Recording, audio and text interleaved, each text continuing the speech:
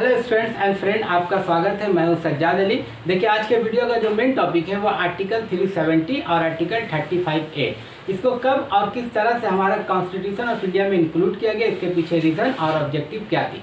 इसकी वजह से अब तक 2019 से पहले तक जम्मू एंड कश्मीर को क्या क्या परेशानियाँ और मुसीबतों का सामना करना पड़ रहा था। इसको समझने से पहले हम लोग यहाँ पर एक नज़र डालते हैं हमारा कॉन्स्टिट्यूशन ऑफ इंडिया पर। तो हमारा कॉन्स्टिट्यूशन ऑफ इंडिया कब और किस तरह से बन के तैयार हुआ। हमारा कॉन्स्टिट्यूशन ऑफ इंडिया एक कॉन्स्टिट्यूट असेंबली के द्वारा बनना शुरू हुआ, जिसकी पहली मीटिंग 9 दिसंबर 1946 को हुई।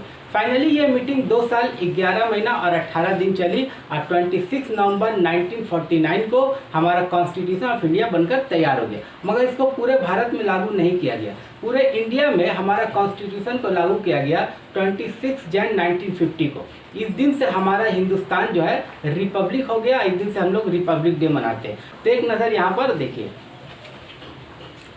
Constitution of India the constitute assembly meet on 9 December 1946 on 2 साल 11 महीने 18 दिन चली। उसके बाद 26 नवंबर 1949 को constitute assembly pass the constitution of India.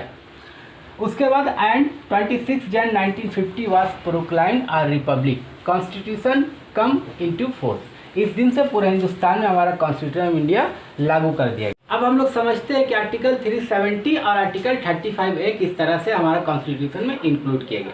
देखिए, जब हिंदुस्तान को आज़ादी मिली तो हिंदुस्तान का बंटवारा किया गया, एक पाकिस्तान और दूसरा हिंदुस्तान बना।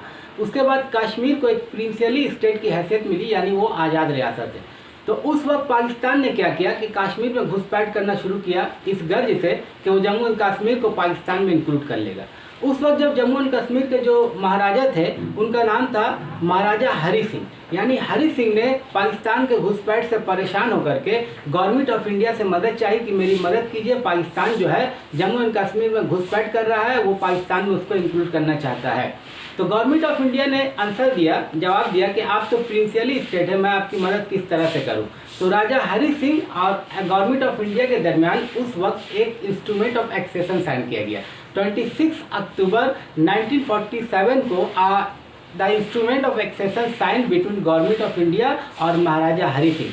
इस इंस्ट्रूमेंट ऑफ एक्सेशन के तहत जम्मू एंड कश्मीर को इंडिया का पार्ट बना दिया गया। इसी इंस्ट्रूमेंट ऑफ एक्सेशन को बेस बना करके 17 अक्टूबर 1949 को आर्टिकल 370 को इंडियन कॉन्स्टिट्यूशन में इनकॉर्पोरेट किया गया।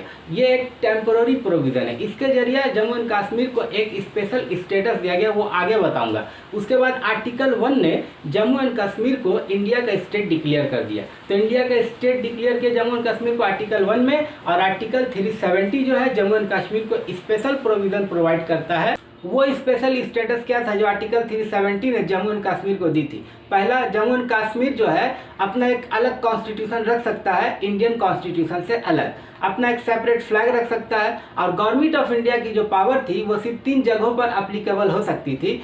पहला, external affairs, defence and communication. ये आर्टिकल 370 एक टेम्पोररी प्रोविज़न है और इसी आर्टिकल के रिमूवल की बात भी की गई थी। अब यहाँ पर सवाल ये पैदा होता है, जब इस आर्टिकल में इसकी रिमूवल की बात की गई थी तो 2019 से पहले इसको रिमूव क्यों नहीं किया जा रहा था। इसको समझने से पहले हम लोग यहाँ आर्टिकल 35A को समझ लेते हैं कि इसको कब और किस तरह से कॉन्स्टिट्यूशन में इंक्लूड किया गया।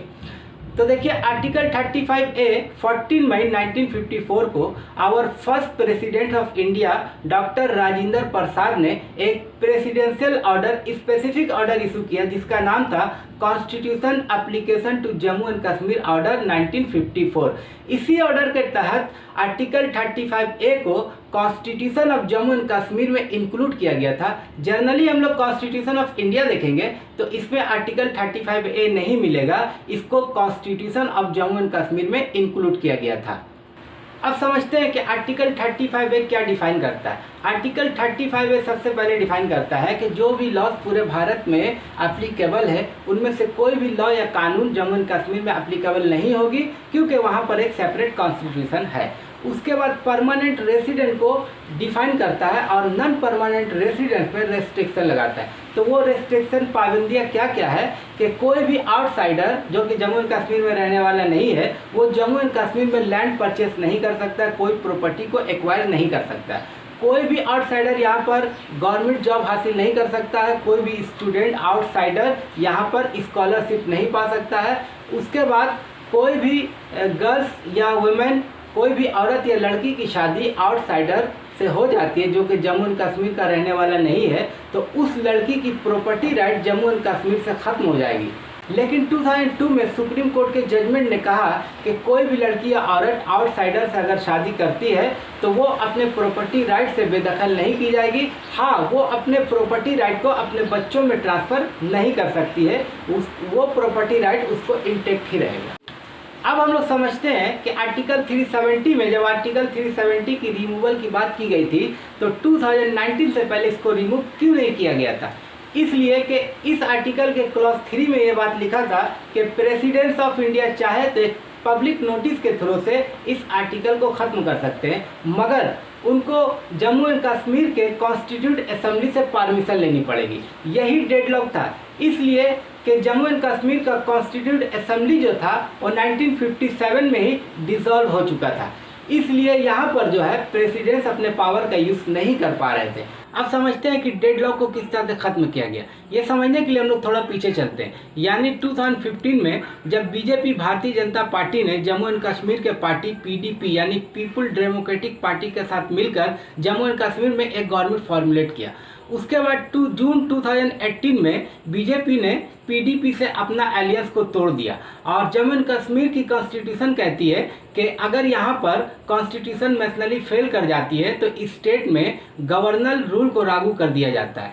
तो जून 2018 से लेकर के दिसंबर 2018 तक वहाँ पर गवर्नर रूल को लागू किया गया। उसके बाद दिसंबर 2018 से वहां पर प्रेसिडेंशियल रूल को इम्पोज कर दिया गया। जब मई 2019 में भारतीय जनता पार्टी फिर से सत्ता में आई तो उसने क्या किया, आर्टिकल 70 के क्लॉज 3 पर नजर डाली। आर्टिकल 370 का क्लॉज 3 कहता है कि आर्टिकल यहाँ पर देखिए, article 370 clause 3 says this article can be declared null and void and cease to exist through a presidential order। तो एक प्रेसिडेंशियल ऑर्डर के थ्रू से इसको जो है cease to exist हम लोग कर सकते हैं। उसके बाद आर्टिकल 370 के क्लॉज 3 को बेस बनाकर आवर प्रेसिडेंट रामनाथ कोविंद जी ने आर्टिकल 370 के क्लॉज 1 में अपने पावर का यूज़ किया और वैसा ही एक ऑर्डर को इशू किया जैसा 1954 में डॉक्टर राजेंद्र प्रसाद ने इशू किया था। इस ऑर्डर का भी नाम था the constitution application to Jammu and Kashmir order 2019। ये प्रेसिडेंशियल ऑर्डर जो है 1954 के प्रेसिडेंशियल ऑर्डर को ओवरराइड करता है और रिप्लेस करता है। उसके बाद क्लॉज 1 में जो ऑर्डर इशू किया था, क्लॉज 1 को बेस बनाकर जो रामनाथ कोविंद जी ने ऑर्डर इशू किया था, इसी को बेस बना करके पार्लियामेंट ने आर्टिकल 367 में क्लॉज 4 को ऐड किया और उसके बाद यहाँ पर देख सकते हैं आर्टिकल 367 में क्लॉज 4 को ऐड किया। ये आर्टिकल और क्लॉज क्या कहता है कि जम्मू एंड कश्मीर में जो कॉन्स्टिट्यूट असेंबली थी जिसको 1957 में डिसॉल्व कर दी गई थी, अब से उसको कहा जाएगा लेजिस्लेटिव असेंबली। देखिए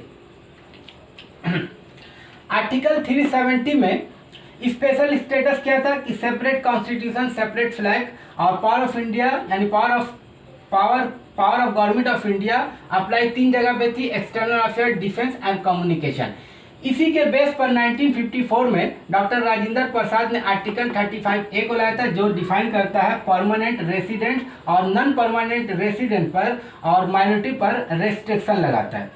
तो नो आउटसाइडर परचेस या टेक लैंड या प्रॉपर्टी, गवर्नमेंट जॉब आउटसाइडर जो कि कश्मीरी नहीं है वो नहीं ले सकते हैं, आउटसाइडर जो जम्मू एंड कश्मीर के रहने वाले नहीं है वो एजुकेशनल स्कॉलरशिप वहाँ पर नहीं ले सकते हैं, वोटिंग राइट नहीं रखते हैं और प्रॉपर्टी उस लड़की या वुमेन की शेष हो जाती है अगर वो आउटसाइडर जो है आउटसाइडर से शादी करती है तो अपना property right Jammu and Kashmir में खो देती है। और यहाँ पर देखिए जो ऑर्डर को यूज़ किया गया था क्लॉज 1 में रामनाथ कोविंद जी ने क्लॉज 1 को यूज़ करके प्रेसिडेंशियल ऑर्डर निकाला जिसका नाम वही था जो कि 1954 में था, constitution application to Jammu and Kashmir order 2019। ये ऑर्डर कब इशू किया? 5 अगस्त 2019 में। जैसे ही 5 अगस्त 2019 के प्रेसिडेंशियल ऑर्डर आई वैसे ही हमारे union home minister Amit Shah ji ने 2 प्रपोजल दिया पहला आर्टिकल 370 बिकम इनऑपरेटिव, यानी आर्टिकल 370 में ऐसे चेंजेस आने चाहिए जो आर्टिकल 370 को इनऑपरेटिव कर दे, यानी ये दोबारा लागू ना हो। उसके बाद Jammu and Kashmir reorganisation bill, और इसी प्रेसिडेंशियल ऑर्डर के तहत आर्टिकल 370 और आर्टिकल 35A को constitution of Jammu and Kashmir और कॉन्स्टिट्यूशन ऑफ इंडिया से खत्म कर दिया गया। अब से जम्मू एंड कश्मीर को एक यूनियन टेरिटरी की हैसियत हासिल होगी विथ लेजिस्लेटिव असेंबली, और लद्दाख विदाउट लेजिस्लेटिव असेंबली। देखिए, जम्मू एंड कश्मीर को पहले आज़ाद रियासत की हैसियत हासिल थी, और जम्मू एंड कश्मीर का कॉन्स्टिट्यूशन जो है वो खुद जम्मू एंड कश्मीर को इंडिया का इंटीग्रल पार्ट डिक्लेयर करता था। मगर अब जम्मू एंड कश्मीर की स्टेटस इतनी कम हो गई है कि अब से वो यूनियन टेरिटरीज होगी। उसके बाद आर्टिकल 370 ने जो उसको स्पेशल स्टेटस दिया था वो सारा खत्म हो जाएगा, और आर्टिकल 35A ने जो परमानेंट रेसिडेंस को डिफाइन किया था और रेस्ट्रिक्शन लगाया था माइनॉरिटी पर और अदर क्लासेस पर जो डिस्क्रिमिनेशन हो रही थी उसको खत्म कर दिया जाएगा। औरतों को उसके प्रॉपर्टी राइट से बेदखल नहीं किया जाएगा अगर वो आउटसाइडर से शादी करती हैं।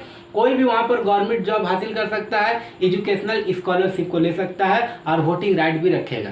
अब देखते हैं आगे क्या होता है। देखो, इसको हटाया तो गया, लेकिन इसको हटाने का जो तरीका था वो थोड़ा सा ठीक नहीं था, क्योंकि 10,000 ट्रूप फौज को बुलाया गया ये कह के कि जम्मू एंड कश्मीर में एक आतंकवादी हमला होने वाला है। उसके बाद पॉलिटिकल जो लोग थे, यानी पॉलिटिकल लीडर को उनके घर में बंद कर दिया गया और नेट को शट डाउन कर दिया गया। हो सकता है कि सीधी उंगली से घी नहीं निकलती, यही तरीका था इस आर्टिकल को इसमें हटाने के लिए। अब जम्मू एंड कश्मीर में कोई भी पाबंदी नहीं है, कोई भी वहाँ लैंड परचेज कर सकता है, और कोई भी राइट जो दूसरे राज्यों में दूसरे रियासत में लोगों को हासिल थी अब जम्मू एंड कश्मीर में भी हासिल होगी। तो आपको ये वीडियो और ये आर्टिकल का हटाना कैसा लगा मुझको कमेंट में लिखिए। जब तक के लिए खुदा हाफिज़।